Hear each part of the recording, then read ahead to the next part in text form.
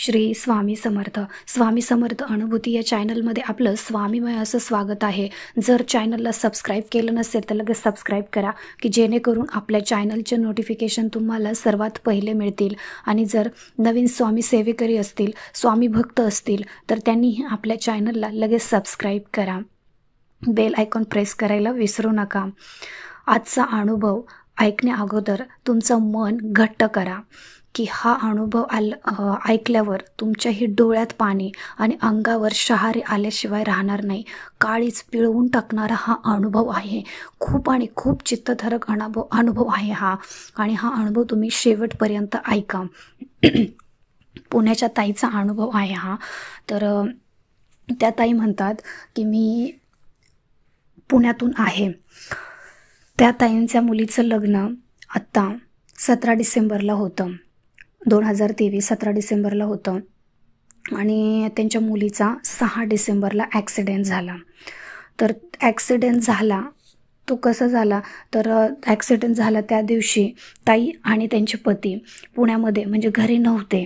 ते आग्र्याला गेलेले होते, म्हणजे बाहेर फिरायला गेलेले होते. आणि घरी फक्त त्या ताईंची नणंद आणि त्या ताईंची मुलगी या दोघीच होत्या.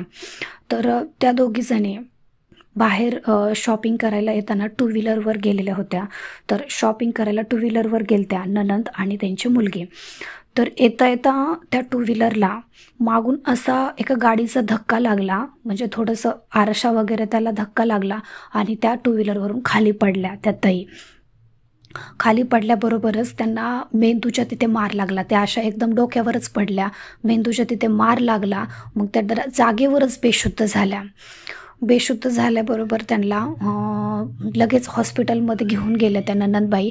आणि त्यांच्या आईला फोन, म्हणजे त्या ताईंना फोन करण्यात आला. त्यांच्या भाचीने त्यांना फोन केला की आत्या ताई आपली ताई आहे, तिचा ॲक्सिडेंट झाला आहे म्हणून. तर त्या ताईंनी त्यांच्या भाचीने ताईंना फोन केल्याबरोबर ताईंना काहीच कळेना. त्या एकदम ब्लँक झाल्या की कसं काय असं झालं असेल. हिचं लग्न 10 दिवसावर 15 दिवसावर आलं आहे आणि आता अचानक ॲक्सिडेंट झाला. तर त्या ताई 2 मिनटं ब्लँक झाल्या.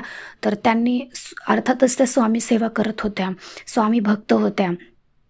तर त्यांनी लगेच महिला सेवेकरी ग्रुपच्या यशवंत दादांना फोन केला.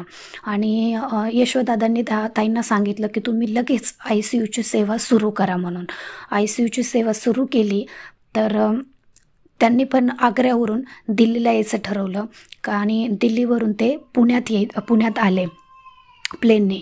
त्या ताई आणि ताईंचे पती, कारण ते बाहेर गेलेले होते आणि घरी त्या दोघीच होत्या आणि त्यांचा ॲक्सिडेंट झालेला होता म्हणून. तर ICUची सेवा त्यांची प्रवासातही चालूच होती. नंतर पुण्यात हॉस्पिटलला आल्यावरही त्यांची सेवा चालूच होती. मग डॉक्टरांनी सांगितले की ह्यांना म्हणजे खूप कंडिशन खराब आहे, ऑपरेशन करावं लागेल म्हणून. आणि त्यांना ऑपरेशन थिएटरमध्ये ऑपरेशन करताना त्यांचा मेंदू बाजूला काढून ठेवावा लागेल म्हणून. बघा किती भयानक परिस्थिती आहे, मेंदू बाजूला काढून ठेवावा लागेल. मग असं ऐकल्याच्या नंतर तर ताई आणखीनच खचून गेल्या, काय करावं म्हणून. त्यांनी रात्रीच्या 12 वाजता प्रदीपदादांना फोन, प्रदीपदादांचा दरबार चालूच होतं त्या दिवशी. आणि त्यांच्या सेवेकऱ्यांना त्यांनी फोन केला. त्या सेवेकऱ्यांनी प्रदीपदादांना जाऊन तो इमर्जन्सी फोन दिला की खूप इमर्जन्सी आहे म्हणून, खूप इमर्जन्सी आहे असं सांगून त्यांच्याकडे फोन दिला. आणि त्या दिवशी दादा प्रश्न उत्तर घेत होते, जागेच होते, त्याच्यामुळे प्रश्न उत्तर घेत होते. आणि अर्थातच दादाही खूप बिझी होते. ते दुसऱ्यामध्ये असे कोणाचे फोन आलेले किंवा कोणाचा प्रश्न असं कधीच घेत नाहीत. पण तो फोन इतका इमर्जन्सी होता की इथे ताईच्या मुलीचा प्रश्न होता आणि ती ॲक्सिडेंटने खूप भयानक परिस्थिती होती तिची. म्हणून दादांनी त्यांचा फोन घेतला. फोन घेतल्याबरोबर त्या ताई इतक्या रडत होत्या की दादा खरंच त्यांना बोलले की तुम्ही ताई रडू नका, आपले ब्रह्मांड नायक आपल्या पाठीशी आहे, तुमचा भाऊ पाठीशी आहे. ताईला, तुमच्या मुलीला म्हणजे ताईला काहीही होणार नाही असं त्या ताईंना दादांनी सांगितले. तर दादांचं हे बोलणं ऐकून त्या ताईंना थोडासा धीर मिळाला. आणि ताईंना फक्त एवढीच सेवा सांगितली. तिथून फोनवर बोलणं झालं दादांचं आणि ताईंचं. त्याच्यानंतर मठातून त्यांना तीर्थ पाठवलं गेलं, मठातून सेवा दिली गेली आणि फोनवर एवढंच बोलणं झालं. या 3 सेवेने प्रदीप दादांच्या या 3 सेवेने आणि दादांनी सांगितलं होतं की तुम्ही काहीच काळजी करू नका, रात्रीपर्यंत तुमची मुलगी शुद्धीवर येईल म्हणून. आणि तसंच झालं. ऑपरेशनची काही गरज नाही म्हटले होते दादा, पण डॉक्टर म्हटले होते की ऑपरेशन करावं लागेल. पण स्वामींनी डॉक्टरांनाही बुद्धी दिली ऑपरेशन न करण्याची आणि ताईंची मुलगी रात्रीपर्यंत शुद्धीवर आली. कारण तिला एवढा मार लागला होता की ती 2 दिवस शुद्धीवर नव्हती, पूर्ण कोमात गेलेली होती. तुम्ही विचार करा, जर मेंदूत जर बाजूला ठेवून ऑपरेशन करायचे म्हटल्यावर तर परिस्थिती किती भयानक असेल त्या मुलीची, किती मोठा ॲक्सिडेंट झालेला असेल. तर हा खूप मोठा चमत्कार आहे, खूप मोठी स्वामी कृपा आहे ही, की त्या ताई म्हणतात त्या दिवशी मला त्या गोष्टीची प्रचिती आली की खरंच एका दिवसामध्ये एका रात्रीमध्ये एक पूर्ण दिवस गेला आणि रात्री तिला शुद्ध आली. जी मुलगी 2 दिवस पूर्ण कोमात होती, डॉक्टरांचे पूर्ण प्रयत्न संपलेले होते. डॉक्टर म्हटले होते की आम्हीही आशा सोडून देतोय, तुम्हाला जे काही प्रयत्न करायचे ते तुम्ही करा, आम्ही जेवढे आमच्या हातात प्रयत्न आहेत तेवढे करतोच म्हणून. पण त्या डॉक्टरांनी खूप प्रयत्न केले. ICUमध्ये ठेवलेलं होतं त्या मुलीला. त्यांनी तर सांगितलं होतं पूर्ण म्हणजे वाचण्याची पण शक्यता नाही आहे म्हणून. पण दादांनी धीर दिला होता ताईंना की तुम्ही घाबरू नका, सगळं व्यवस्थित होणार आहे आणि तुम्ही परत मठात दर्शनाला येताय की नाही बघा तुमच्याच मुलीला घेऊन. म्हणजे जर दादा असं सांगतायत म्हणजे काहीतरी चांगलं होणार आहे असं त्या ताईंना वाटायचं. आणि ताईंनी जशी जमेल तशी तिथे हॉस्पिटलमध्ये बसूनच ICUची सेवा सुरू केली. ICUची सेवा सुरू केली. त्याच्यानंतर दादांनी सांगितलेली सेवा सुरू केली. सगळ्या सेवेचं फळ म्हणजे त्यांची मुलगी आज शुद्धीवर आलेली आहे.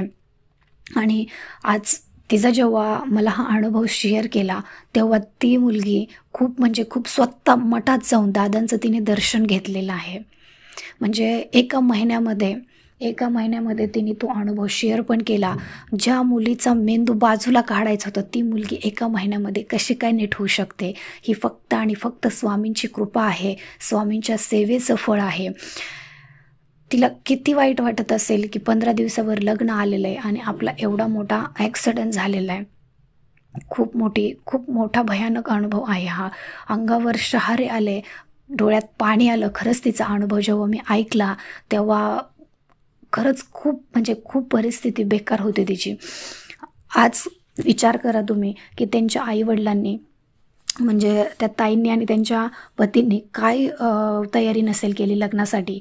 ते खूप आणि ती एकुलती एक होती त्याच्यामुळे तिच्यासाठी खूप काही असं लग्नासाठी त्यांची तयारी चालू होती. आणि त्या अगदी आनंदाच्या दिवसातच हा दुःखाचा डोंगर कोसळला आणि त्यांचं जे होत्याचं नव्हतं होऊन गेलं. पण काही दिवसानंतर स्वामींनी त्यांचे चांगले दिवस आणले आणि आज तिचा विवाहाची तारीख पुढं गेली. म्हणजे विवाहाची तारीख जी 17 होती ती त्यांनी पुढे घेतली. कारण अर्थातच घरात हे दुःख झालेलं, ॲक्सिडेंट झालेला आणि त्याच्यातून हा लग्न सोहळा कुठे ठेवायचा म्हणून त्यांनी ही लग्नाची तारीख पुढे ठेवली. आता त्यांच्या 17 फेब्रुवारीला त्यांचा विवाह ठरलेला आहे. तर ही खरंच स्वामी कृपा आहे, स्वामींची लीला आहे. आपण म्हणतो ना अशक्य गोष्टी शक्य होतात, ती याच उदाहरणावरून तुम्ही समजून घ्या की खरंच स्वामींची लीला किती अगाध आहे. दादा पण म्हणतात, प्रदीप दादांनी सांगितलेलं आहे की आपले ब्रह्मांड नायक माझा बाप आपल्या पाठीशी आहे, तर तुम्ही घाबरता कशाला. प्रत्येक अशक्य गोष्ट ही शक्य करतात ते म्हणजे फक्त ब्रह्मांड नायक श्री स्वामी समर्थ महाराज. बघा या ताईंचा अनुभव तुम्हाला कसा वाटला मला कमेंटमध्ये नक्की सांगा. आणि आवडला असेल तर लाईक, शेअर आणि सबस्क्राईब करायला विसरू नका. भेटूया अशाच एका नवीन व्हिडिओसोबत. श्री स्वामी समर्थ.